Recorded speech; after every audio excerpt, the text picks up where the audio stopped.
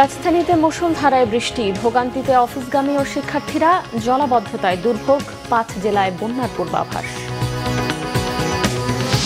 বাজেটের ওপর চাপ সৃষ্টি করবে না ফ্যামিলি কার্ড, বাড়বে না মূল্যস্ফীতি, জানালেন প্রধানমন্ত্রী। ৫ বছরে ৫ লাখ বৃক্ষরোপণের পরিকল্পনা। আওয়ামী লীগ সরকার মেগা প্রকল্পের নামে অর্থ পাচার করেছে, বিএনপি সেই পথে হাঁটবে না বলেছেন অর্থমন্ত্রী। ট্যাক্স নেট বাড়াতে ব্যবসায়ীদের সহায়তা কামনা। যুক্তরাষ্ট্রে নিহত শিক্ষার্থী লিমনের মরদেহ ২-১ দিনের মধ্যেই দেশে আসবে। এখনও শনাক্ত হয়নি বৃষ্টির দেহাবশেষ। সন্দেহভাজন খুনির জামিন নামঞ্জুর। দেখছিলেন ক্রাউন সিমেন্ট সংবাদ শিরোনাম, এবারে বিস্তারিত। রাজধানীতে সকাল থেকেই মুষলধারায় বৃষ্টি আর দমকা হাওয়ায় মিলেছে ভ্যাপসা গরম থেকে কিছুটা স্বস্তি। তবে জলাবদ্ধতা আর যানজটে ভোগান্তি বেড়েছে নগর জুড়ে। আবহাওয়া অধিদপ্তর বলছে, মে মাসের প্রথম সপ্তাহ পর্যন্ত থাকতে পারে এই বৃষ্টির প্রবণতা। এ সময় তাপপ্রবাহ ফেরার সম্ভাবনাও কম। সমুদ্র ও নৌবন্দরে জারি করা হয়েছে বাড়তি সতর্ক সংকেত। এদিকে অতি ভারী বৃষ্টির কারণে ৪ নদীর পানি বিপদসীমার উপর দিয়ে বইছে। ৫ জেলায় বন্যার পূর্বাভাস দিয়েছে বন্যা পূর্বাভাস ও সতর্কীকরণ কেন্দ্র। মেজবা রহমানের রিপোর্টে থাকছে বিস্তারিত। রাজধানীতে দিনটি শুরু হয়েছে বৃষ্টি আর দমকা হাওয়ার সঙ্গে। এতে ভ্যাপসা গরম থেকে রেহাই মিললেও চলাচলে ভোগান্তিতে নগরবাসী। টানা বৃষ্টিতে বিভিন্ন সড়কে জলাবদ্ধতার কারণে যান চলাচল স্থবির হয়ে পড়ে। অনেক সড়কে যানজটও তৈরি হয়েছে, আছে বাড়তি ভাড়ার অভিযোগও। একটু বৃষ্টি হলে দেখা যেতেছে আমাদের বিভিন্ন ধরনের পরিবহনের ভাড়া অনেক বেড়ে যায়। কারণ আমরা আসার সময় সিএনজির ভাড়া যা দিলাম এর থেকে ডাবল যাচ্ছে। তারপরে হচ্ছে যে আমাদের যে যানজট লেগে থাকে, রাস্তাঘাটও পানি হয়ে যায়, কাদা হয়ে যায়, ফুটপাত দিয়ে হাঁটা চলার সমস্যা, বিভিন্ন প্রবলেম হয়। রাস্তাঘাটে পানি হলে তো মোটর সমস্যা হয়ে যায়, গাড়ি নষ্ট হয়, এই জন্য একটু ভাড়া বেশি নেই। মে মাসের প্রথম সপ্তাহ পর্যন্ত বৃষ্টিপাতের এই প্রবণতা অব্যাহত থাকতে পারে। এই সময়ের মধ্যে তাপপ্রবাহ ফিরে আসার কোনো সম্ভাবনা নেই বলে জানিয়েছে আবহাওয়া অধিদপ্তর। চলমান যে বৃষ্টি রয়েছে এটা কন্টিনিউ করবে। এটা আগামী মাসের ৩-৪ তারিখ পর্যন্ত অনেক জায়গায় ভারী থেকে অতি ভারী বর্ষণ হবে। ইতিমধ্যে গত 2 দিনে অনেক জায়গায় ভারী বর্ষণ হয়েছে। আমরা যদি গত 24 ঘন্টায় দেখি, সবচেয়ে বেশি বৃষ্টি হয়েছে কিশোরগঞ্জে, আপনার 160 মিলিমিটার। সমুদ্র বন্দরকে ৩ নম্বর এবং নৌবন্দরকে 1 নম্বর সতর্ক সংকেত দেওয়া হয়েছে বলেও জানান এই আবহাওয়াবিদ। এখন যে বৃষ্টিটাও হবে ওই রকম অতি তীব্র কালবৈশাখী ঝড় হওয়া হবে না, নর্মালি মাঝে মাঝে দমকা হওয়া হবে। কারণ যখন একটা প্রচণ্ড গরম থাকে, গরমের পরে যখন একটা ঝড়টা শুরু হয় সেই সময় তীব্র আকারে কালবৈশাখী ঝড় হয়। আর এখন যেহেতু অনেকটা ঠান্ডা হয়ে গেছে, সেক্ষেত্রে বৃষ্টির পরিমাণটাই বেশি থাকবে, দমকা ঝড় হওয়ার সম্ভাবনা অনেকটাই কম থাকবে। রাজধানীতে জলাবদ্ধতা দূরকরণে সিটি কর্পোরেশনের কার্যত তৎপরতা দেখার অপেক্ষায় রাজধানীবাসী। মেজবা রহমান, বাংলা ভিশন, ঢাকা।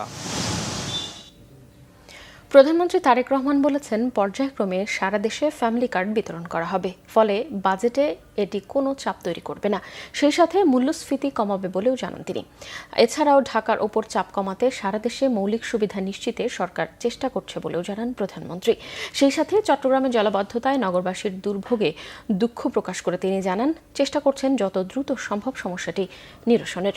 আহমেদ সরওয়ারের রিপোর্ট।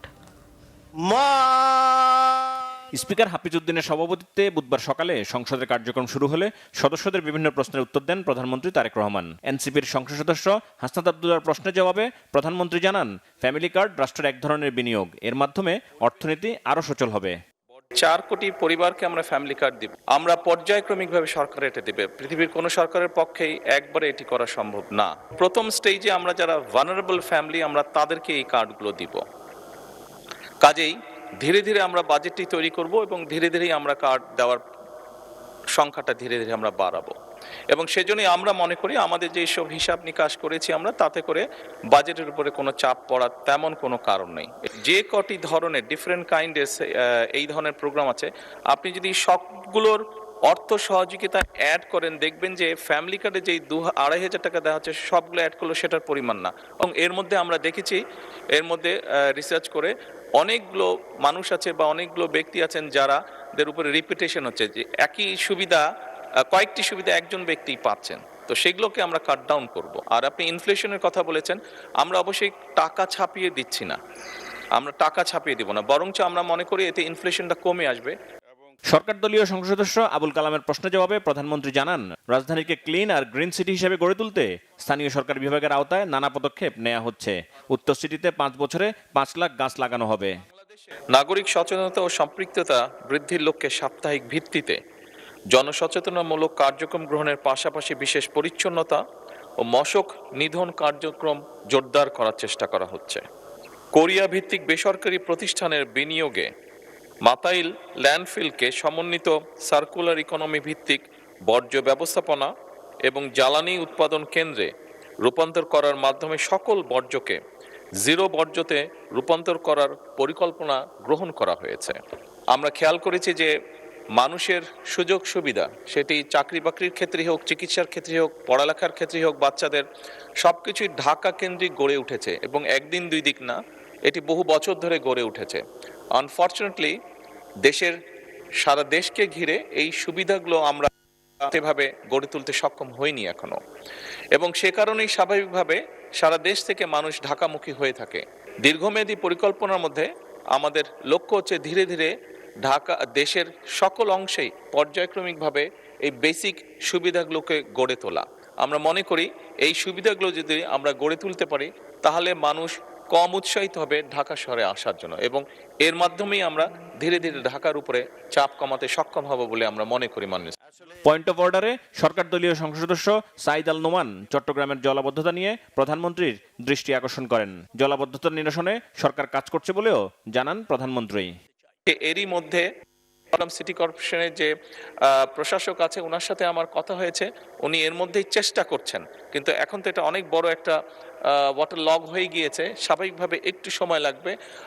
এই কষ্টের জন্য আমি আমার অবস্থান থেকে চট্টগ্রাম শহরে বসবাসকারী সকল নাগরিকের কাছে আন্তরিকভাবে দুঃখ প্রকাশ করছি। আমরা চেষ্টা করছি যত দ্রুত সম্ভব এই সমস্যাটা থেকে মানুষকে বের করে নিয়ে আসা যায়। মাননীয় স্পিকার, ধন্যবাদ। এদিকে হাওর অঞ্চলে ক্ষতিগ্রস্ত কৃষকদের আগামী 3 মাস সরকারের পক্ষ থেকে সহায়তা করা হবে বলে জানান প্রধানমন্ত্রী। ফসল নষ্ট হয়েছে। আহমেদ সরওয়ার, বাংলাভিশন, ঢাকা। অর্থমন্ত্রী আমির খসরু মাহমুদ চৌধুরী জানিয়েছেন, আওয়ামী লীগ সরকার মেগা প্রকল্প বাস্তবায়নের নামে অর্থ পাচার করেছে। বিএনপি সরকার দেশে বিনিয়োগের সেরা রিটার্ন পাওয়ার আশায় বড় বাজেট দিচ্ছে বলেও মন্তব্য করেন তিনি। সকালে রাজধানীর একটি হোটেলে এনবিআর এবং এফবিসিসিআই আয়োজিত জাতীয় রাজস্ব বোর্ডের পরামর্শ কমিটির সভায় এই তথ্য দেন তিনি। অনুষ্ঠানে ব্যবসায়ী নেতারা শুল্ক কর যৌক্তিক করা এবং ভ্যাট হার 15% উন্নতি করার আগে সব অংশীজনের মতামত নেওয়ার তাগিদ দেন। বাণিজ্য মন্ত্রী খন্দকার আব্দুল মুক্তাদির বলেছেন, ব্যাংকের উচ্চ সুদের হার এবং জ্বালানি সমস্যা সহ নানা চ্যালেঞ্জের মধ্য দিয়ে যাচ্ছে বাংলাদেশ। দেশকে এগিয়ে নিতে ট্যাক্স জিডিপির হার বাড়ানোর বিকল্প নেই উল্লেখ করে তিনি বলেন, বেসরকারি খাতের সহায়তা ছাড়া দেশকে এগিয়ে নেওয়া সম্ভব নয়। সরকার ব্যবসার খরচ কমানো এবং অযৌক্তিক বাধা 3 মাসের মধ্যেই দূর করার প্রতিশ্রুতি দেন বাণিজ্য মন্ত্রী আমির খসরু মাহমুদ চৌধুরী। ট্যাক্স নেট বাড়াতে ব্যবসায়ীদের সহায়তা চান তিনি। তার সরকার বড় বাজেট দিলেও সেটা ভালো বিনিয়োগের বড় রিটার্ন সমাজে ফেরত আসবে বলেও উল্লেখ করেন অর্থমন্ত্রী। জুলাই থেকে প্রাথমিক বিশ্ববিদ্যালয় শিক্ষার্থীদের জন্য বিনামূল্যে স্কুল ড্রেস, জুতা ও পাটের তৈরি ব্যাগ বিতরণ শুরু হবে। পাইলট প্রকল্পের আওতায় প্রাথমিকভাবে প্রতিটি উপজেলায় 2টি শিক্ষা প্রতিষ্ঠানের শিক্ষার্থীদের বিতরণ করা হবে এইসব উপকরণ। সম্প্রতি যারা দেশের প্রাথমিক পর্যায়ে শিক্ষার্থীদের স্কুল ড্রেস, ব্যাগ ও জুতা বিনামূল্যে বিতরণের ঘোষণা দেন প্রধানমন্ত্রী তারেক রহমান। এই কর্মসূচি বাস্তবায়নে ব্যবসায়ী নেতৃবৃন্দের সঙ্গে আন্তঃমন্ত্রণালয় বৈঠকও করে শিক্ষা মন্ত্রণালয়। বৈঠক শেষে শিক্ষামন্ত্রী আনম আহসানুল হক মিলন জানিয়েছেন, প্রাথমিকভাবে 180 দিনের এই কর্মসূচিতে সরকারের পাশাপাশি বিজিএমই এর পক্ষ থেকে 1 লাখ উপকরণ দেয়া হবে। স্থানীয় সরকার প্রতিমন্ত্রী জানান, সরকারের সক্ষমতা থাকলেও প্রধানমন্ত্রীর অভিপ্রায় অনুযায়ী সামাজিক কর্মকাণ্ডে ব্যবসায়ীদের অংশগ্রহণ নিশ্চিত করাই তাদের লক্ষ্য। দেশের প্রতিটি সরকারি প্রাথমিক বিদ্যালয়ের পাশাপাশি পর্যায়ক্রমে মাদ্রাসা ও অন্যান্য শিক্ষা প্রতিষ্ঠানেও এই সকল উপকরণ বিতরণ করা হবে বলে জানান শিক্ষামন্ত্রী ও এলজেআরডি প্রতিমন্ত্রী।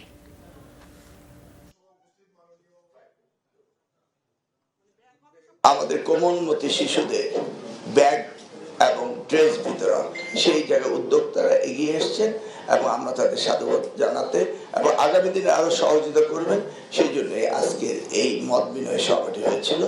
আপনারা এটা সুন্দরভাবে জাতির কাছে উপস্থাপন করবেন এবং অন্যরা যেন আগামী দিনে এগিয়ে আসে এই সোশ্যাল রেসপন্সিবিলিটি, বিশেষ করে শিক্ষা খাতে সাহায্য করার জন্য সে আহ্বান জানাচ্ছি। হামের প্রকোপ থামছেই না, প্রতিদিনই হাসপাতালে বাড়ছে রোগীর সংখ্যা।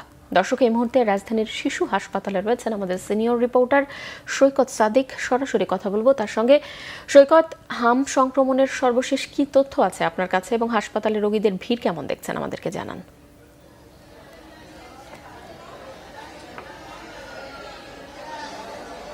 দিন যত বাড়ছে যে হামের রোগীর প্রকোপ কিন্তু চাপ হাসপাতালগুলোতে বাড়ছে, বিশেষ করে এই শিশু হাসপাতাল, মুগ্ধ হাসপাতাল সহ অন্যান্য যে হাসপাতালগুলো হামের জন্য বিশেষায়িত ওয়ার্ড রয়েছে সেখানেই রোগীর চাপটা বেশি এবং প্রতিদিনই অসংখ্য রোগী আসছেন।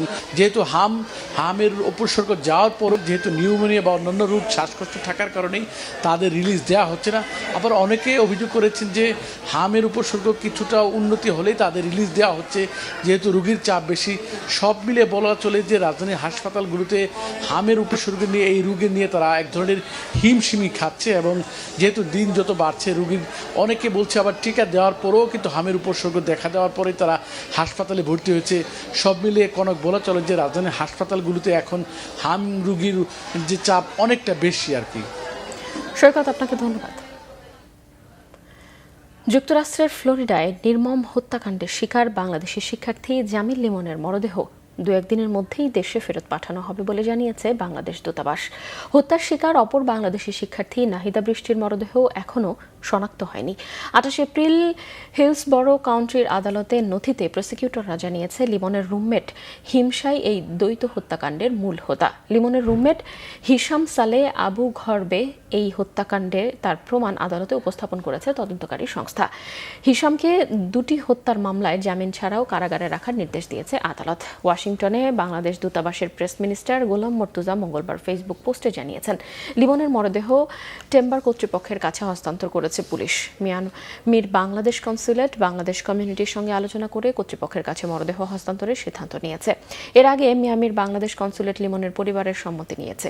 মুসলিম রীতিতে মরদেহ পরবর্তী সকল প্রক্রিয়া সম্পন্ন হবে। এছাড়াও তিনি আরও জানিয়েছেন মরদেহ দেশে ফেরত পাঠানোর প্রক্রিয়া সম্পন্ন হতে আরও 2 থেকে 3 দিন সময় লাগতে পারে। যুক্তরাষ্ট্রের ইউনিভার্সিটি অফ সাউথ ফ্লোরিডায় পিএইচডি করছিলেন লিমন। গত 16 এপ্রিল নিখোঁজ হওয়ার প্রায় 10 দিন পর শুক্রবারে তার মরদেহ উদ্ধার করে পুলিশ। সুনামগঞ্জে মাস জুড়ে বৃষ্টিপাত হচ্ছে থেমে থেমে। বৃষ্টির এই পানিতে জলাবদ্ধতা সৃষ্টি হয়েছে জেলার সবগুলো হাওরে। এই পর্যায়ে এসে নিচু এলাকায় পাকা ও আধা পাকা ধান তলিয়ে গেছে পানির নিচে। দিগন্ত জুড়ে যেখানে ছিল সোনালী ধানের সম্ভার সেখানে এখন অথই পানি। টানা বৃষ্টিতে বড় প্রধান জেলা সুনামগঞ্জের হাওরগুলোর চিত্র এখন একই রকম। বছরের একটি মাত্র ফসল তলিয়ে গেছে পানির নিচে। হাওরে হাওরে আধা পাকা ধান কাটার লড়াইয়ে রয়েছে কৃষকরা। ঝড় বৃষ্টি বজ্রপাতকে উপেক্ষা করেই কাটছেন যে যা পারছেন পানির নিচ থেকে। বৃষ্টিপাত না থামলে ক্ষয়ক্ষতি হবে আরও বেশি। তাই বছরের একটি মাত্র ফসল নিয়ে বিপাকে কৃষকরা। এরই মধ্যে শাল্লা উপজেলায় চাপাতির হাওর, ভারাম হাওর, ভান্ডাবলী হাওর, সদর উপজেলার দেখার হাওর, ঝাড়োয়ার হাওর, বিশম্ভপুর উপজেলার খরচার হাওর, তাহিরপুর উপজেলার শনির হাওর, মাটিয়ান হাওর, গুরমার হাওর সহ অনেক হাওরের নিচু এলাকায় জমির ধান পানির নিচে তলিয়ে গেছে। এখন পর্যন্ত হাওরের 55% ফসল কাটা সম্পন্ন হয়েছে বলে জানিয়েছে কৃষি বিভাগ। সেই সাথে 7000 হেক্টর জমির ফসল জলাবদ্ধতা ও শিলাবৃষ্টিতে নষ্ট হয়েছে বলে দাবি করছেন তারা। দুর্যোগের দুঃসহ স্মৃতির ভয়াল 29 এপ্রিল আজ। 1991 সালের এই দিনে চট্টগ্রাম কক্সবাজারের উপকূলে প্রলয়ঙ্কারী ঘূর্ণিঝড়ে প্রাণ হারিয়েছিল 1.5 লাখ মানুষ। ভয়াল সেই রাতের স্মৃতি মনে হলে এখনও শিউরে ওঠেন স্বজন হারানো মানুষ। প্রলয়ঙ্কারী এই তাণ্ডবের 35 বছরে উপকূলে স্থায়ী বেড়িবাঁধ না হয় ঘূর্ণিঝড়ের খবর শুনলে এখনও নির্ঘুম রাত পার করেন অনেকেই। তবে পানি উন্নয়ন বোর্ড আশ্বাস দিয়েছে আগের যে কোনো সময়ের তুলনায় উপকূল সুরক্ষিত হওয়ায় আগামীতে এই ধরনের দুর্যোগ গিয়ে এত প্রাণহানি হবে না। তবে এখনও চট্টগ্রামবাসীর মনে গভীর ক্ষত তৈরি করে আছে 35 বছর আগের ভয়াল সেই রাত। জলোচ্ছ্বাস আর ঝড়ে লণ্ডভণ্ড সেই রাতের স্মৃতি মনে করে এখনও বুক ভারী হয়ে আসে এই জনপদের স্বজনহারা মানুষদের। সেই ভয়াল রাতে চট্টগ্রামের বিস্তীর্ণ উপকূলীয় এলাকায় ঝড় ও পানিতে তলিয়ে যায় লাখ লাখ বাড়ি, মানুষ ও গবাদি পশু। যারা বেঁচে যান তারাও লড়াই করে বেঁচেছেন। খোঁজ মেলেনি অনেকের মরদেহেরও। এক রাতে চট্টগ্রামের সীতাকুণ্ড, সন্দ্বীপ, বাঁশখালী, আনোয়ারা, মিরসরাই সহ কক্সবাজারের মহেশখালী কুতুবদিয়া উপকূলে প্রাণ হারায় অন্তত 1,39,000 মানুষ। ঘরবাড়ি হারিয়ে পথে বসে আরও 1 কোটি মানুষ। ভয়াল সেই দুঃসহ স্মৃতি স্মরণ করে এখনও শিউরে ওঠে উপকূলের মানুষ। মার্কিন নৌ অবরোধ অবিলম্বে তুলে নিতে ইরান কাতার অনুরোধ করেছে বলে দাবি মার্কিন প্রেসিডেন্ট ডোনাল্ড ট্রাম্পের। এদিকে যুদ্ধ সহসাই শেষ হওয়ার সম্ভাবনা নেই উল্লেখ করে হামলা মোকাবেলায় সর্বোচ্চ প্রস্তুতি নিয়ে অপেক্ষায় থাকার কড়া বার্তা দিয়েছে ইরানের সশস্ত্র বাহিনী। যুক্তরাষ্ট্র সফরে যাওয়া ব্রিটিশ রাজা তৃতীয় চার্লসও চান ইরান যেন পরমাণু শক্তিধর না হয়, এমন দাবি করেছেন মার্কিন প্রেসিডেন্ট ট্রাম্প। মার্কিন কংগ্রেসে দেয়া ভাষণে চার্লস বলেন, যুক্তরাজ্য ও যুক্তরাষ্ট্রের অংশীদারিত্ব আগের যে কোনো সময়ের তুলনায় এখন বেশি গুরুত্বপূর্ণ। সামাজিক মাধ্যম ট্রুথ সোশ্যালে ট্রাম্প দাবি করেছেন, তেহরান থেকে যোগাযোগ করে ইরানের বন্দর আর হরমুজ ঘিরে নৌ অবরোধ প্রত্যাহারের অনুরোধ করেছেন। তিনি আরও দাবি করেছেন, ইরানের রাষ্ট্রীয় কাঠামো ভেঙে পড়ায় অবস্থা বলে স্বীকার করেছে তেহরান। এই অবরোধ আরও দীর্ঘায়িত হলে প্রস্তুতি নেওয়ার নির্দেশও দিয়েছেন প্রেসিডেন্ট ট্রাম্প। এর নেতিবাচক প্রভাব পড়েছে জ্বালানি তেলের আন্তর্জাতিক বাজারে। এদিকে আবারও হামলার দুঃসাহস দেখালে যুক্তরাষ্ট্র আর ইসরায়েলকে কঠিন জবাব দেওয়ার প্রস্তুতি আছে বলে সতর্ক করেছে ইরানের সেনা মুখপাত্র মোহাম্মদ আরামিনিয়া। যুক্তরাষ্ট্র আর হুকুম দেওয়ার অবস্থায় নেই বলেও দাবি করেছেন তিনি। এদিকে ইরানের 35 ব্যক্তি ও প্রতিষ্ঠানের বিরুদ্ধে নতুন নিষেধাজ্ঞা আরোপ করেছে যুক্তরাষ্ট্র। এতে যুক্তরাষ্ট্রের আওতায় থাকা তাদের সম্পদ জব্দ হবে। সংবাদ শেষ করব ক্রাউন সিমেন্ট শিরোনামগুলো আরও একবার জানিয়ে। রাজধানীতে মুষলধারায় বৃষ্টি, ভোগান্তিতে অফিসগামী ও শিক্ষার্থীরা, জলাবদ্ধতায় দুর্ভোগ, 5 জেলায় বন্যার পূর্বাভাস। বাজেটের ওপর চাপ সৃষ্টি করবে না ফ্যামিলি কার্ড, বাড়বে না মূল্যস্ফীতি, জানালেন প্রধানমন্ত্রী। 5 বছরে 5 লাখ বৃক্ষরোপণের পরিকল্পনা। আওয়ামী লীগ সরকার মেগা প্রকল্পের নামে অর্থ পাচার করেছে, বিএনপি সেই পথে হাঁটবে না বলেছেন অর্থমন্ত্রী। ট্যাক্স নেট বাড়াতে ব্যবসায়ীদের সহায়তা কামনা। যুক্তরাষ্ট্রে নিহত শিক্ষার্থী লিমনের মরদেহ 2-1 দিনের মধ্যেই দেশে আসবে। এখনও শনাক্ত হয়নি বৃষ্টির দেহাবশেষ। সন্দেহভাজন খুনির জামিন নামঞ্জুর। এই ছিল এখনকার মতো। পরের সংবাদ বিকেল 4টায়। এর আগে দুপুর 3টায় রয়েছে নিউজ টপ 10 দেখার আমন্ত্রণ রইল। এছাড়াও বাংলাভিশন সংবাদ ও সংবাদ সংশ্লিষ্ট অনুষ্ঠান দেখতে ভিজিট করুন www.bvnews24.com ও facebook.com/banglavisionnews এবং সাবস্ক্রাইব করুন youtube.com/banglavisionnews। এখন সঙ্গে থাকায় ধন্যবাদ সবাইকে।